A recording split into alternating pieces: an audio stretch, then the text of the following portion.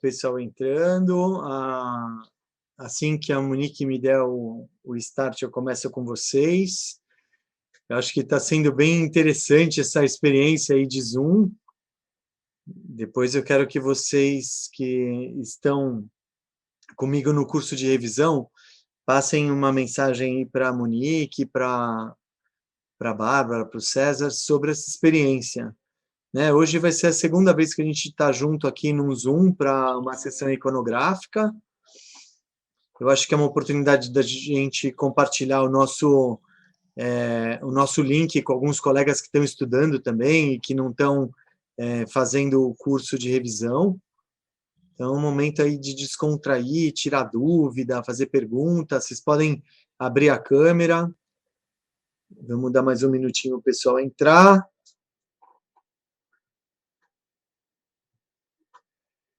Eu sei que é um ano que continua difícil, né? A gente está aí confinado em casa, a gente está buscando aí se proteger, na possibilidade de se vacinar, mas a situação atual ela está bem preocupante, muito mais do que a mesma época do ano passado. Apesar da gente saber um pouquinho mais, a gente percebe que realmente a doença ela segue aí, essa pandemia ela segue um comportamento bem inesperado. Então, fiquem bem, cuidem-se bem, usem máscara, se protejam a família. Aproveita esse momento para ficar estudando, né? Já que não tem balada aí, não tem barzinho, vamos estudar. Acho que a SBD não se manifestou ainda em relação à prova de título, mas até que se sabe, ela vai manter o cronograma que foi proposto ano passado.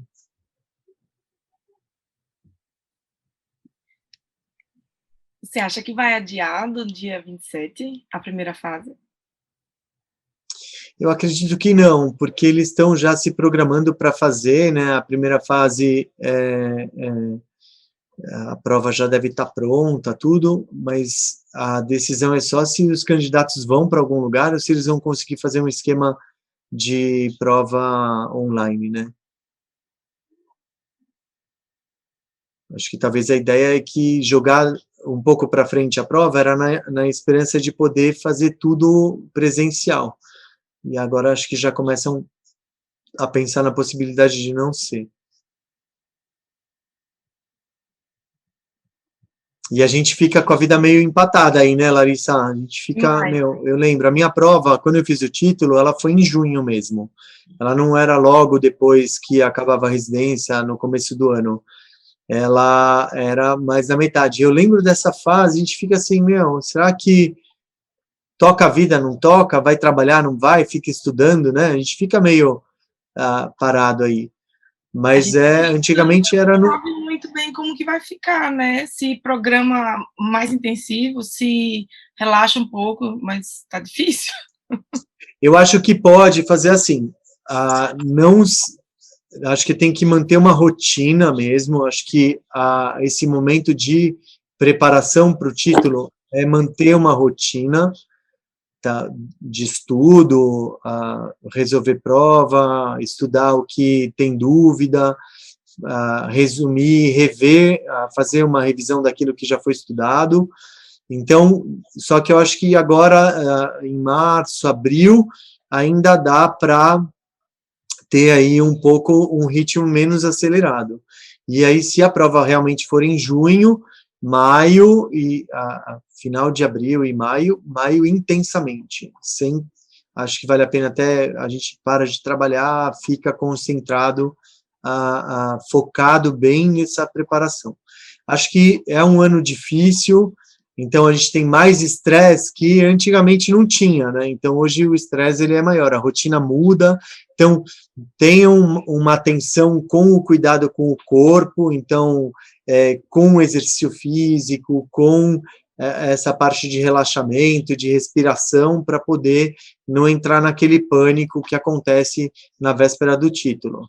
Eu acho que o título de especialista é uma prova física também, então a gente tem que ter um preparo físico ali, 4 horas, concentrado, respirando, sem muita distração, então não esqueçam essa parte, é super importante.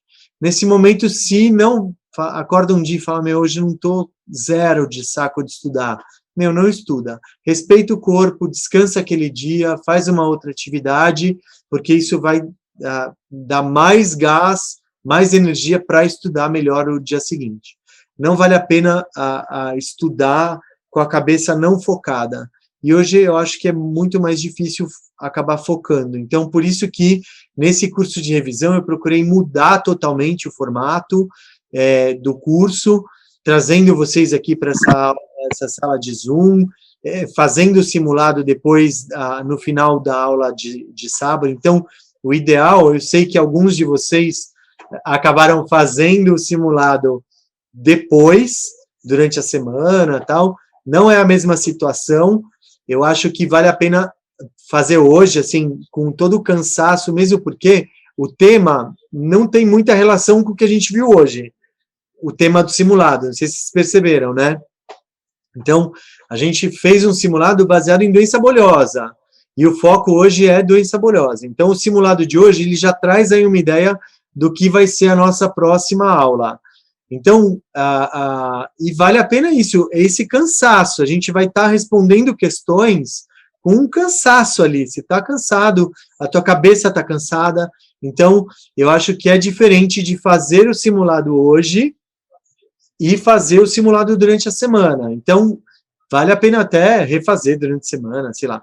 Mas hoje é uma prova de resistência ali. E para os próximos, por exemplo, hoje é tempo aberto. Você pode levar mais 4 horas para fazer. Mas o próximo, ele vai ter um tempo ali. Então, você vai lutar contra o tempo. Tá? Então, hoje não tem limite de tempo. Você pode entrar, pensar, pegar o livro, entrar na internet, sei lá, fazer o simulado que você quer. Mas o próximo ele já vai ter um tempo contado ali para fazer a prova, porque a ideia é a gente ter isso também, a começar a trabalhar nesse processamento. A questão muito longa, muito difícil, já vi, dei uma olhada nas alternativas, não faço nem ideia do que está falando, pula, depois você volta. Tá ok? Hoje, depois que a gente terminar aqui a sessão iconográfica, a gente volta para a sala e vou discutir o nosso simulado da semana passada. Já adianto que a totalidade já estaria aprovada. Se a prova fosse aquilo,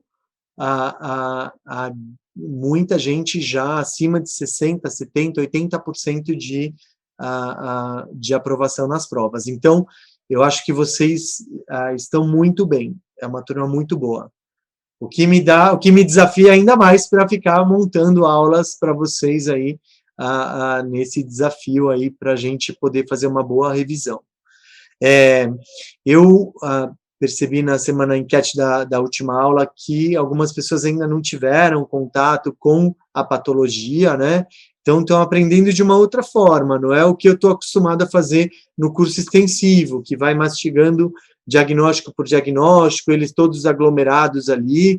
Então, aqui acaba ficando essa coisa mais salpicada. Se, mesmo assim, tiver dificuldade, precisar de um suporte, dá uma ligada para a Bárbara e vê com ela exatamente aquele módulo que está com muita dificuldade. Então, a gente falou de doença bolhosa hoje numa revisão, tem todo o módulo de doença bolhosa, passo a passo, célula por célula ali, que é o curso extensivo, tá? Então, hoje eu procurei montar essa revisão abordando todas as doenças bolhosas que a gente tem ali, então, acho que dá para dar uma boa estudada por ali. Ok? Prontos? Vamos lá? Então, contando o tempo aqui, vamos aos diagnósticos. Qual o seu diagnóstico?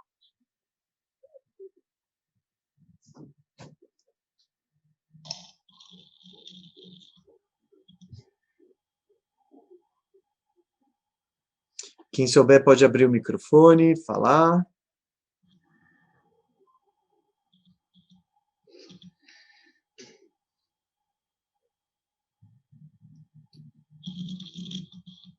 Nada? É um tricoblastoma. Mas fiquei na dúvida. Ficou na dúvida com? Tricoblastoma. CVC. Com CVC. Então, CBC não é. Vamos lá. vamos na nossa opção de ponteiro aqui, ó, o carcinoma basocelular, ele teria esse estroma aqui no meio da neoplasia. Vejam que o estroma da neoplasia, ele já é mais fibroso, tá certo? Ele já é mais fibroso. Então, o que acontece? A gente vai ter aí um estroma participando dessa neoplasia epitelial. E vejam que a gente vai ter essa demarcação aqui, ó, essa separação, essa clivagem do bloco tumoral aqui, ó, do estroma do tumor todo com a derme do lado. Então, a gente está indo para o lado já do tricoepitelioma e do tricoblastoma. Tá? Então, qual vai ser o diagnóstico? Eu acho que quando a gente tem esses blocos de células epitelioides, já a presença dessas estruturas, assim, ó, foliculares, dessas estruturas foliculares, a gente vai estar com o diagnóstico de tricoepitelioma. Mas tricoblastoma ficaria ali na ideia dele de ter esse aspecto, lembrando o tricoepitelioma. Mas vejam que a gente tem essa já diferenciação no sentido pilar. A diferenciação no sentido pilar. Eu estava procurando aqui aquela a formação em taça invertida da papila do cabelo, e aqui a parte da bainha do pelo. Então, o diagnóstico aqui, tricoepitelioma.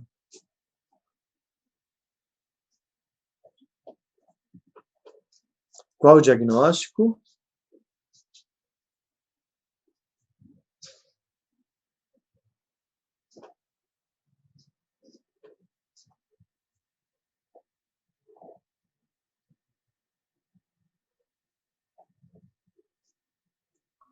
Tricoadenoma? Tricoadenoma, exatamente. Então, é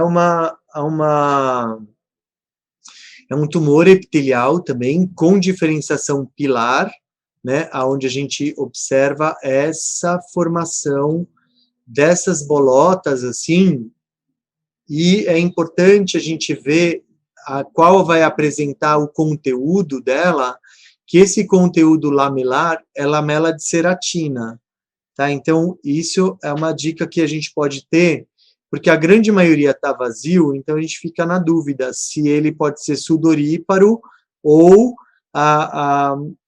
com diferenciação pilar. Então, o tumor sudoríparo que lembra essas bolotas aqui é aquele tumor do ducto écrino, que é o poroma na sua forma intradérmica. Só que o poroma, ele vai ter essa parte do limite dessas estruturas meio císticas muito ampla, tipo isso aqui, ó. Então, quando eu tenho muita célula e uma abertura pequena, e todas essas estruturas lembram isso aqui, eu posso ter aí o tumor do ducto dérmico. Qual o diagnóstico? Loma anular? Quase. Necrobiose lipoídica? Não. Esqueci o granuloma anular elastolítico. Também não. Vamos lá. Quando a gente vê um granuloma empaliçada, que já é um super diagnóstico aí, porque nem todo mundo consegue ver, mas já deu para perceber que vocês viram o granuloma empaliçada. Quando acontece o granuloma empaliçada, eu vou ter essa paliçada de estíocitos, e o meu diagnóstico vai ser baseado no que eu vejo internamente aqui no conteúdo. Que conteúdo é esse? Necrose gaseosa? Necrose fibrinoide. Tá? Então, a necrose fibrinoide, ela tem esse aspecto vermelho, ele tem esse aspecto vermelho vivo, é o que vai chamar de vermelho rutilante. Então, esse aspecto de necrose avermelhada é a necrose fibrinoide do nódulo reumatoide. Tá? Então, eu vou deixar anotado aqui para a gente fazer um quadrinho agora comparando essas necroses. Tá? Então, o granuloma anular, não sei se a gente vai ter hoje aqui, mas ele tem aquele aspecto do colágeno mais frouxo, que é aquela degeneração incompleta do colágeno.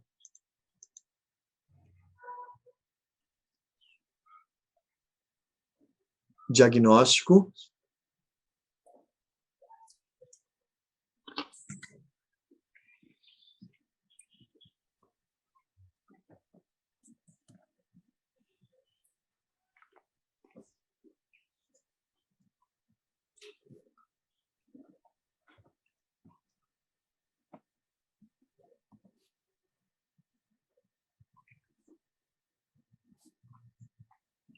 Nada? Faço nem ideia. Quando a gente não faz ideia, eu acho que vale a pena aquele raciocínio entre, a gente já trabalhou um pouco isso, se ele é mais para o roxo ou mais para o rosa, aquela ideia do diagnóstico pela cor da biópsia, e eu acho que vale a pena também a gente ter aquele raciocínio dos 5 capítulos da patologia, né? Onde eu vou ter o primeiro capítulo como malformação, o segundo capítulo como um distúrbio circulatório, o terceiro capítulo, o processo infeccioso e inflamatório, o quarto, doença de acúmulo ou depósito e degenerativas, e o quinto, neoplasias. Do diagnóstico roxo ou rosa, a gente está mais para roxo ou mais para rosa? Roxo. Eu acho que mais para rosa. Não ficou muito claro, né? Ficou naquela transição roxo-rosa ali. Ok. Nos 5 capítulos da patologia... Neoplasia? Neoplasias, exatamente. Pilomatricoma? Isso mesmo, pilomatricoma. Então, para a gente que está no capítulo de neoplasia, ela é uma neoplasia mesenquimal ou epitelial?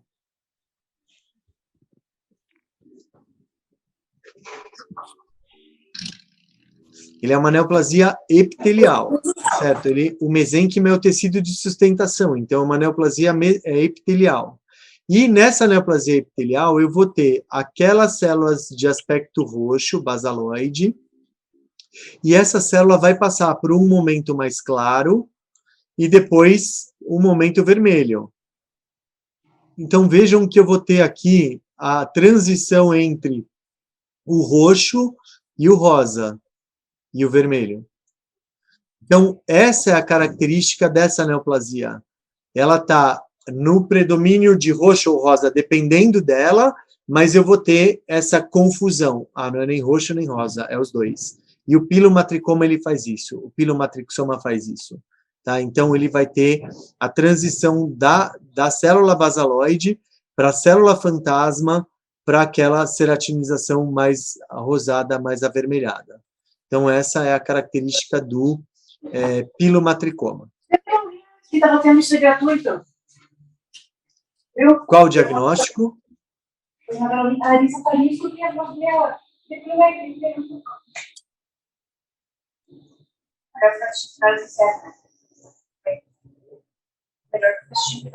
Proceratose? Lamela cornoide? Então, exatamente aquele aspecto de uma coluna de paraceratose, tá certo? A gente tem que ver isso aqui, e aí automaticamente a gente pensa em poroceratose. Só que sempre que a gente analisar uma lamela cornoide, é muito importante que a gente veja a localização dela. Se ela tiver na eminência da abertura folicular, a gente não tem a poroceratose. A gente vai ter um aspecto de lamela cornoide, mas a gente vai ter aqui a pitiríase rubra pilar. Tá? Então, sempre observem a lamela, aquilo que a gente chamou de lamela cornoide, porque é uma coluna de paraceratose, e se essa coluna de paraceratose estiver na iminência do ósseo folicular, é a pitiríase rubra pilar, e não a poroceratose. E agora?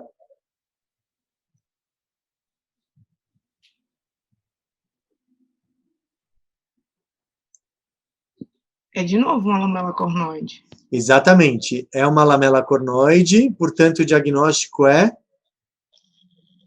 Poroceratose. poroceratose. Vejam que aqui a gente não tem nenhuma abertura folicular, nem aqui. Então, eu tenho a verdadeira lamela cornoide da poroceratose. Ficou claro a ideia? Aqui, pitiríase rubra pilar, e aqui, poroceratose. Ok? Ok. Qual o diagnóstico? Lupus. Lupus, isso mesmo. Então, eu tenho aqui, ó, uma rolha córnea, tem uma rolha córnea, que é essa ceratina ocluindo a abertura do folículo piloso, e eu vou ter aqui o evento de degeneração hidrópica da camada basal, que a gente também vê aqui, ó, o evento de degeneração hidrópica, e eu vou ter o espessamento da zona de membrana basal, que vai ser melhor evidenciado pelo PAS. Mas já no HE, eu já consigo ver aqui o espessamento da zona de membrana basal. E o lúpus, ele tem uma característica muito interessante, que o infiltrado inflamatório, ele acontece ao redor do vaso, ele acontece ao redor dos anexos, né, aqui o folículo piloso, e eu tenho áreas de derme aqui completamente sem alteração. Então, essa é uma característica do jeitão do lúpus. O infiltrado inflamatório perianexial, perivascular, e esse espaço de derme preservada entre eles. Ó, tá? Então, é muito interessante esse jeitão, olhar para a biópsia e falar, tá com uma cara de lúpus isso aqui. Com a rolha córnea e a degeneração hidrópica da camada basal e o espessamento da zona de membrana basal, diagnóstico lúpus.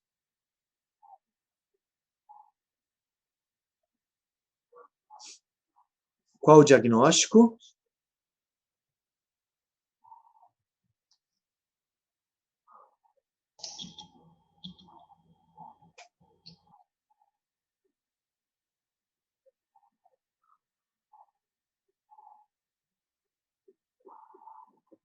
Parece que tem aquelas células do linfoma de Hodgkin. Isso, parece mesmo, mas não é.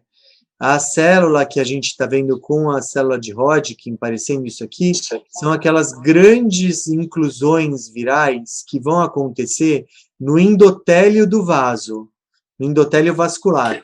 Então, vejam que ela também está acontecendo aqui, ó, num endotélio vascular a gente tem outra, aqui, ó, outra. Então, essa alteração que acontece no endotélio do vaso, ela é uma lesão vascular, endotelial, ela é causada por um vírus que é da família do herpes, que é o citomegalovírus. Então, quando a gente vai falar de citomegalovírus, ele tem aquelas lesões ulceradas, muitas vezes em espelho, né? Então, na vulva, por exemplo, você tem dos dois lados nos pequenos lábios, nos grandes lábios, então, às vezes na coxa, ela tem essa lesão espelhada, essa úlcera rasa, a gente vai encontrar alteração não aqui na superfície, como a gente vê no herpes, mas sim na derme e no endotélio do vaso. Tá? Então, é aqui que a gente vai procurar esse tipo de inclusão, que é aquela inclusão chamada olho de coruja, né? Aquela grande inclusão viral do citomegalovírus.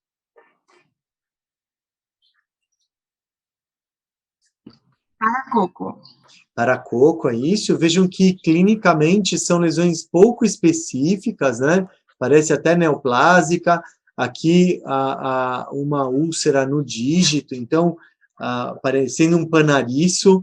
Então, vejam que clinicamente ela não tem nenhuma semelhança olhando a clínica e pensar em paracoccidioidomicose.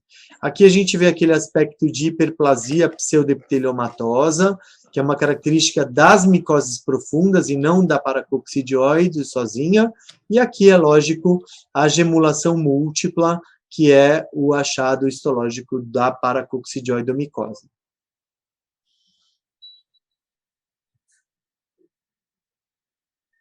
Demodecidose. Então, eu trouxe esse caso, foi uma questão do título, né? Então, são essas lesões papulo-acneiformes, assim, nessa região malar, mas pode acontecer na região da barba, às vezes couro cabeludo, e o que chama atenção, eu acho que é essa foto que foi colocada no título, né? Essa foto aqui, com essa estrutura aqui, numa situação subcórnea, lembra quem? Um ácaro. Parece o Sarcóptes. Exatamente. Então, ó, vejam aqui a escabiose, a gente tem aqui a escabiose fazendo essa tunelização, né? E aqui o Sarcóptes, que vale a pena aqui, nesse corte, a gente vê aqui o aparelho locomotor dele, tá? Diferente dessa fotografia aqui. Mas essa fotografia, ela vem trazendo uma coisa muito parecida. Na camada córnea, a presença do parasita. Só que vejam aqui na dilatação do infundíbulo do pelo, a dilatação do infundíbulo do pelo com essa estrutura comprida, que é o Demodex folliculorum, tá? Então, esse parasita, ele tem essa estrutura comprida, ó, diferente do Sarcóptes, que é arredondado. Tá? Então, a demodecidose, ela acontece exatamente por isso, um aumento da população do Demodex folliculorum. Tá? Mas, às vezes, no título, a gente vai ter figuras que têm uma tendência ali a levar à confusão. Então, aqui, como vocês já viram, é a escabiose, e aqui... Escabiose norueguesa. Isso, a sarna norueguesa, né? Ou a sarna crostosa. Tá? Então, a gente vê um grande número de parasitas todos juntos aqui nessa placa hiperceratótica. Tá? Então, a sarna crostosa ou sarna norueguesa.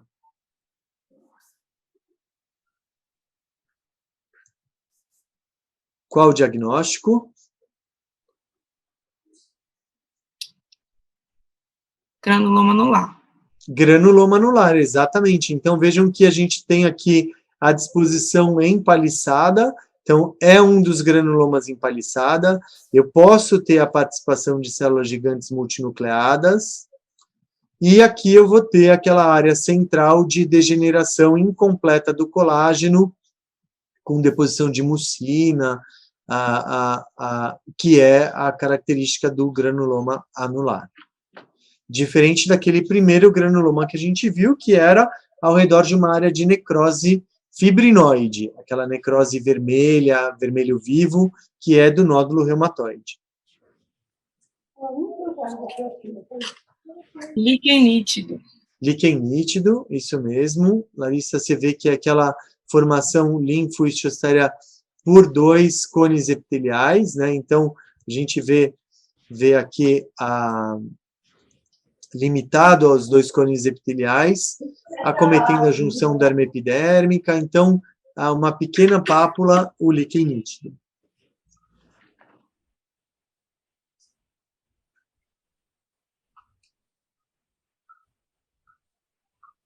Qual o diagnóstico?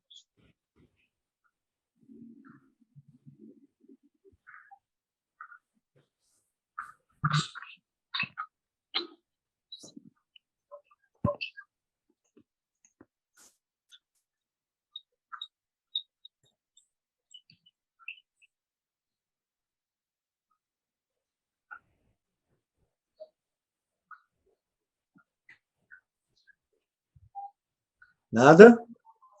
Isso, esse. Qual? Só parece muito colágeno. Então, se eu tiver que levar para um dos capítulos da patologia, para qual que eu levaria?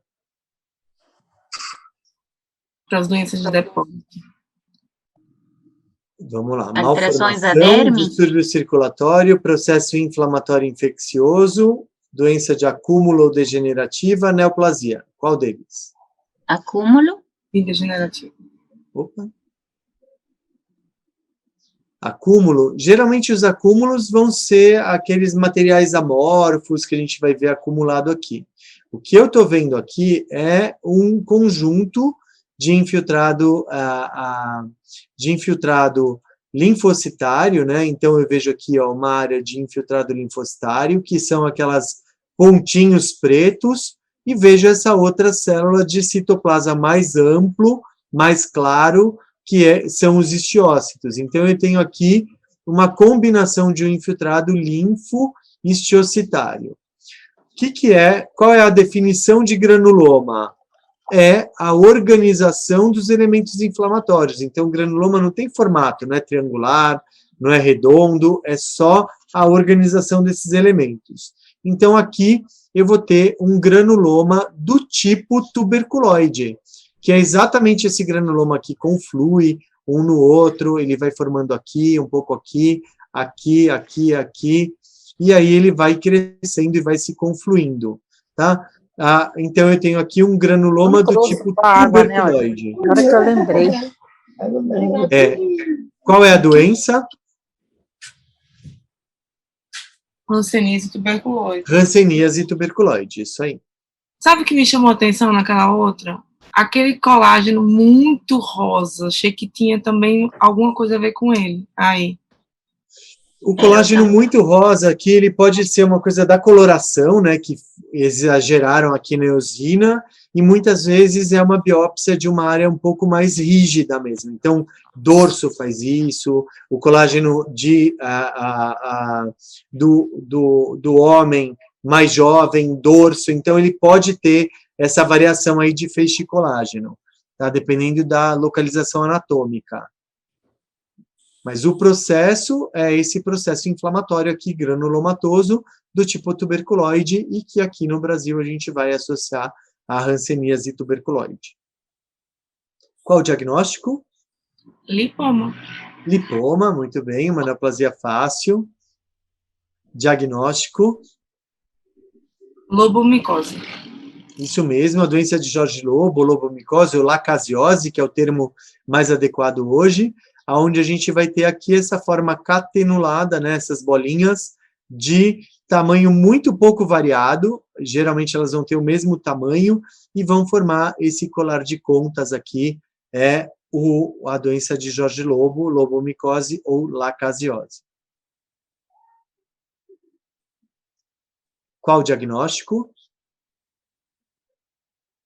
Verruga plana. Não? Não.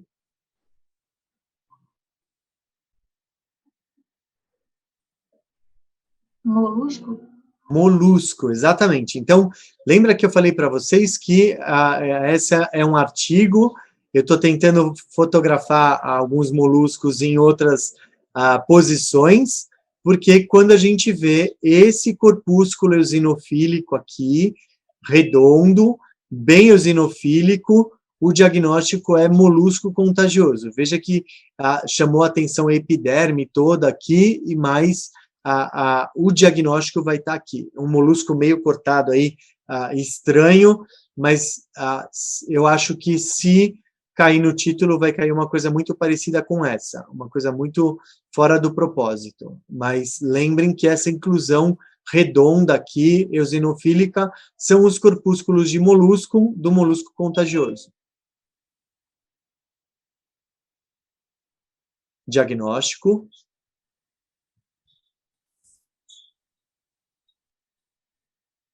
Acho que é o melanoma. Isso mesmo, o melanoma. Vejam que a gente vai ter o comprometimento aqui do terço inferior, né, da camada basal, essa proliferação dessas células muito pleomórficas, variando de tamanho, formato, e a disseminação pagetoide dessas células aqui em direção à superfície, é o diagnóstico de melanoma.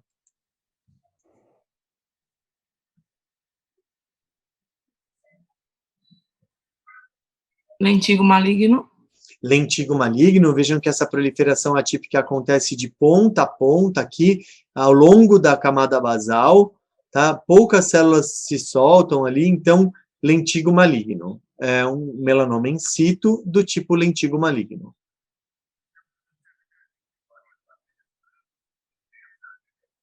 Diagnóstico. molusco contagioso. Então, vejam que não tem aquela forma piriforme que a gente está acostumado, mas a gente viu esse corpúsculo de molusco, essas bolotas aqui, eosinofílicas, diagnóstico molusco contagioso.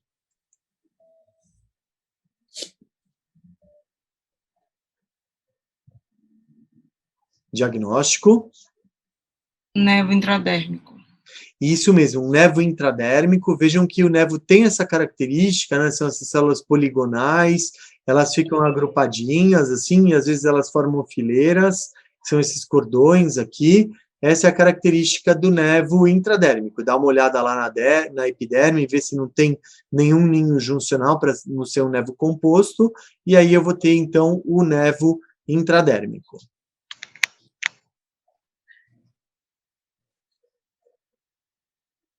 Diagnóstico. Tungíase. Isso mesmo, a tungíase ele tem essa característica, é praticamente o parasita está aqui, né? Então, uma tomografia aí, uma ressonância do parasita. Vejam que tudo perdido ali, não se assustem, a intimidade da tunga penetrans, que vai ficar lá acoplada na epiderme, sugando o sangue da derme papilar.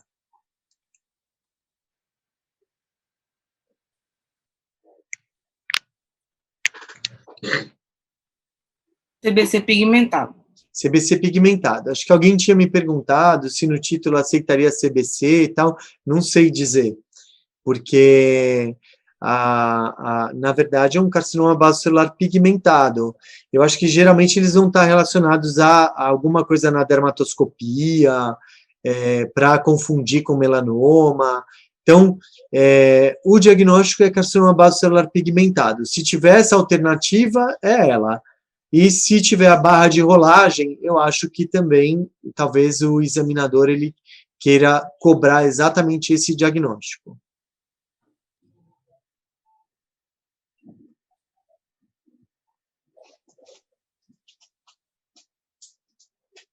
Qual o diagnóstico?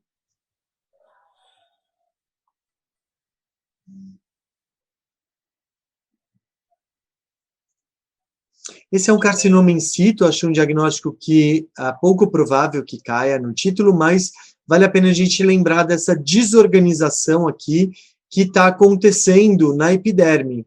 Vejam que todas as camadas, elas são, não tem aquela organização normal da epiderme, né? Então, essa proliferação de célula espinhosa desorganizada aqui na epiderme é o substrato histológico do carcinoma in situ. Espinho celular? O carcinoma in situ, na verdade, ele vai ser um carcinoma espinocelular. O carcinoma espinocelular in situ, eu particularmente, acho que acaba sendo um pleonasmo repetir isso, né? Carcinoma espinocelular in situ, mas está certo, porque o carcinoma da epiderme, ele vai poder ser da célula espinhosa ou da célula basal. Então, o carcinoma basal, ele vai ser basocelular superficial, que ele acontece acoplado na epiderme. A gente não chama de carcinoma basocelular in situ, é o basocelular superficial. E o carcinoma espinocelular, quando na epiderme, ele vai estar in situ. Então, eu, talvez por preguiça, acabo cortando a palavra espinocelular e chamo de carcinoma in situ. Mas ele é um carcinoma espinocelular.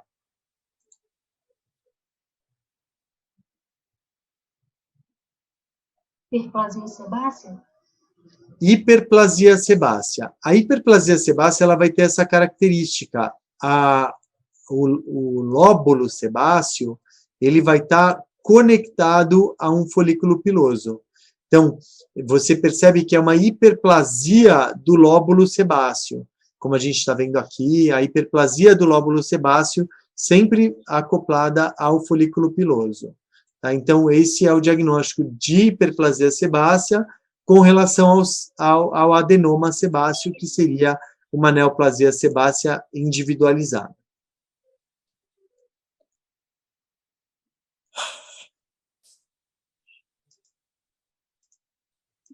eumicetoma. Isso. Na verdade, a gente poderia iniciar o diagnóstico por micetoma, né, que vai ser uma doença caracterizada pela presença do grão. A gente vê aqui uma fístula, né, um infiltrado inflamatório, e aqui a presença do grão. E aí, sim, diferenciar entre actinomicetoma e eumicetoma. O actinomicetoma, ele vai ter aquele aspecto mais algodonoso, lembrando um algodão doce ali. E o eumicetoma formando esses grãos mais bizarros ali, tá? Como a gente está vendo aqui. Não é a coloração do grão que vai fazer o diagnóstico. Nesse aumento, mais ou menos o shape dele, aí, o formato dele, esse formato mais bizarro, ele lembra bem o eumicetoma, por uma colônia de fungos verdadeiros.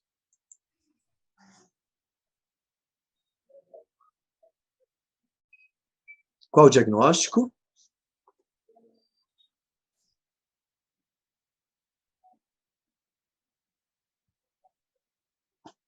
Ai, essas bolotas azuis.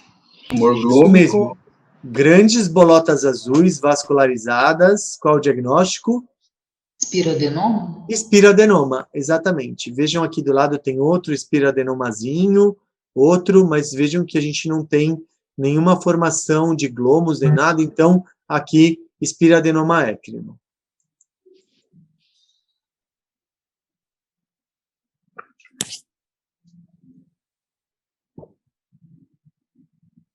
Histoplasmose? Não.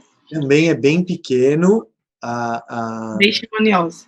Leishmaniose, isso mesmo. Então, a leishmania, ela tem esse aspecto, ele é sempre descrito, né, como aquele aspecto do plasmócito, né, o núcleo dele fica empurrado ali para a periferia, então é uma estrutura pequena com o núcleozinho empurrado para a periferia, então esse é o diagnóstico de leishmaniose.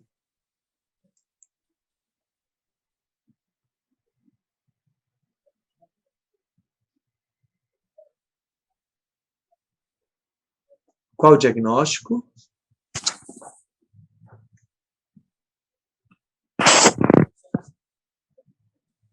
Vejam que esse diagnóstico é muito parecido com aquele do carcinoma espinocelular in situ, né? Quando ele pega toda a espessura da epiderme. Aqui a gente tem uma alteração que acontece no terço inferior. Então, quando eu tenho essa desorganização no terço inferior e a metade ou o terço superior, ele é preservado, eu tenho aqui a ceratose actínica. Então, é sempre importante avaliar a epiderme, como eu sempre falo para vocês, que é avaliar o terço superior, alterações do terço superior, da metade superior, com o terço inferior preservado, fala a favor de lesão viral, e quando eu tenho o terço inferior comprometido com o terço superior preservado, lesões aqui relacionadas à camada basal e aos melanócitos. Então, lentigo maligno, melanoma, e aqui eu vou ter a ceratose actínica. Quando ele pega toda a espessura da epiderme, aí eu vou ter o carcinoma espinocelular in situ, né, o carcinoma in situ. Então, é super importante a gente analisar a epiderme no terço superior e no terço inferior.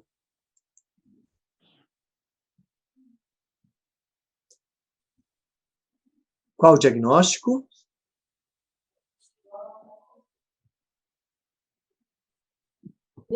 CBC micronodular? Isso mesmo. Então, a gente tem aqui um carcinoma basocelular micronodular.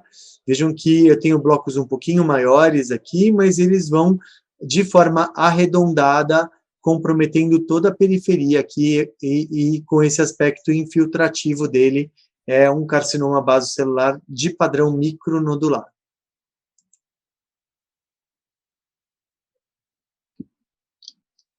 SEC. Exatamente, um carcinoma espinocelular bem diferenciado, né? A gente vê aqui a formação da pérola córnea, mas é uma neoplasia aqui puxando para o roxo, aqui uma neoplasia puxando para o rosa. Então, essa já é uma dica diagnóstica aí no diagnóstico de baso e SEC. SEC é rosa. Precose. Prototecose tem a formação em mórula, né, que é aquela divisão quando começa a formar o embrião, né, que ele vai dividindo lá dentro. Então, essa é típica. Quem conhece uma foto de prototecose pode guardar, porque é isso sempre. Essa estrutura aqui, que é chamada de formação em mórula. Líquen plano. Líquen plano, muito bem, é uma dermatite liquenoide, né, infiltrado de ponta a ponta, a acantose em dente de serra, a fenda de Max Joseph, o corpúsculo de Sivati e a hipergranulose focal com a hiperceratose. Tudo de líquen plano.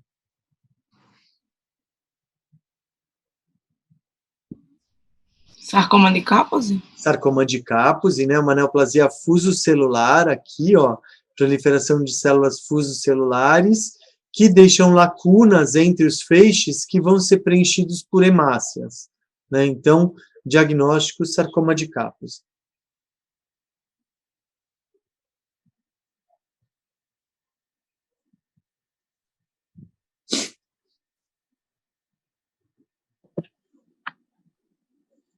Qual o diagnóstico?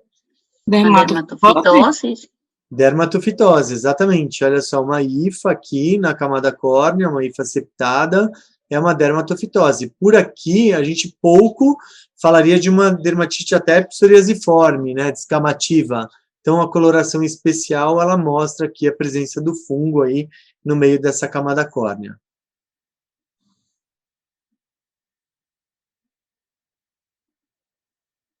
Diagnóstico.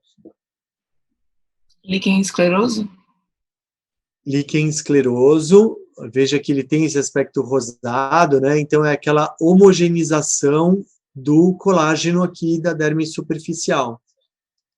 E aqui complementando o diagnóstico, infiltrado inflamatório abaixo dessa faixa. Tá? Líquen escleroso.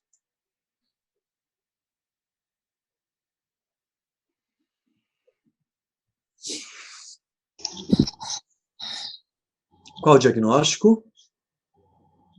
TBC? Não. Sebaceoma? Sebaceoma. Então, lembra que quando a gente vê alguma coisa basaloide, a gente vai ter que procurar saber se ele não tem diferenciação em outro tecido. Aqui a gente vê aquela diferenciação nas células sebáceas. Então, a gente vai ter aqui o sebaceoma, mais de 50% das células formadas por células de aspecto basaloide. Seringoma? Singoma. Seringoma, a gente vê essas estruturas ductais aqui e a formação em girino, né, que são aqueles prolongamentos da cauda do girino, formando essas formações em raquete ou a formação aqui em girino. Seringoma. Então, muitas vezes a gente pode ter na prova questões que fazem essa correlação, né? Então, qual que é a correlação histológica mais provável? Então, a dermatoscopia sempre vale a pena incluir aí nos nossos estudos, né? De repente, fazer alguma coisa em relação a uma revisão de dermatoscopia.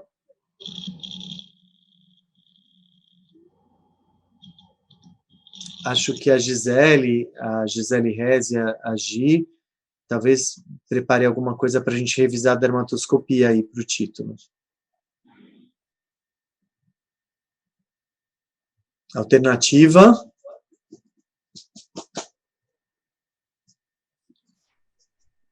D? Alternativa D. A dermatoscopia é aquele padrão cerebriforme, né, na lesão. Isso é uma característica da dermatite seborreica reticulada. Então, a gente tem aqui a dermatite seborreica, a ceratose seborreica reticulada, então, formando esses cordões aqui de pigmentação anastomosados com o aspecto dessas células de aspecto basaloide. Então, esse é a ceratose seborreica reticulada, correspondendo, então, à dermatoscopia do padrão cerebriforme. Acho que uma outra pedida para essa prova de título de vocês é a microscopia confocal. Acho que nunca caiu em nenhuma prova anterior, aí numa prova prática, mas eu acho que às vezes tem algumas figuras da microscopia confocal que são muito típicas. Então, acho que vale a pena a gente incluir aí no estudo uma atenção para a microscopia confocal.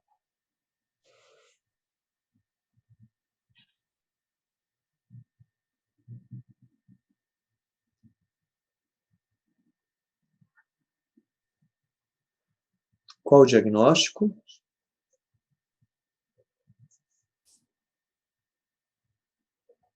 Alternativa. Pensando que fez uma microscopia confocal, tem que ser C. No qual? No C. Isso mesmo. Essa microscopia confocal eu acho muito interessante porque ela vai formar aqui o desenho das estruturas em folha que a gente vê na dermatoscopia do carcinoma basocelular.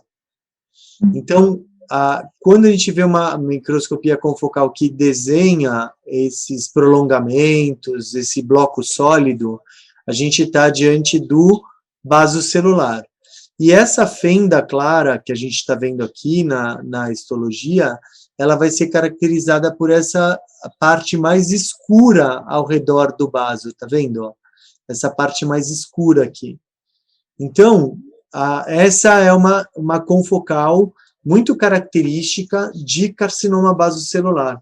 Eu, se fosse examinador e optasse pelo uso da confocal na prova, colocaria exatamente a confocal do carcinoma basocelular, que ele é dá para fazer essa correlação bem clara. As outras, para a gente ver a papila non-ED, papila ED, com proliferação de melanócito, eu já acho um pouco mais difícil, mas a gente também pode ir caminhando para isso. Mas eu escolheria a figura da confocal de baso, que eu acho que ela é bem característica, e a correlação com o basocelular. E o último caso é um caso que eu trago para vocês de cabelo. Acho que sempre vale a pena a gente se preparar, porque cada vez mais o título vem trazendo atualidade, e a gente percebe aí que a procura no consultório do dermatologista hoje com a queixa de cabelo já era alta antes, mas a gente teve aí a especialidade um pouco conturbada pelo cabeleireiro, ou por outras pessoas que optaram por estudar ou fazer essa parte de cabelo, e a gente acabou perdendo. E nos últimos anos, a gente tem tido uma atenção especial, tanto na formação do residente ali no serviço, quanto a fazer alguma coisa em formação em tricologia. Então, eu acho que é uma boa pedida para o título desse ano, questões relacionadas ao cabelo. Por isso eu trago para vocês aí nessas sessões iconográficas, nos nossos simulados, questões relacionadas ao cabelo. Então, a gente tem aí um quadro clínico e um quadro histológico. Qual é o diagnóstico? Líquen pilar? Líquen plano pilar.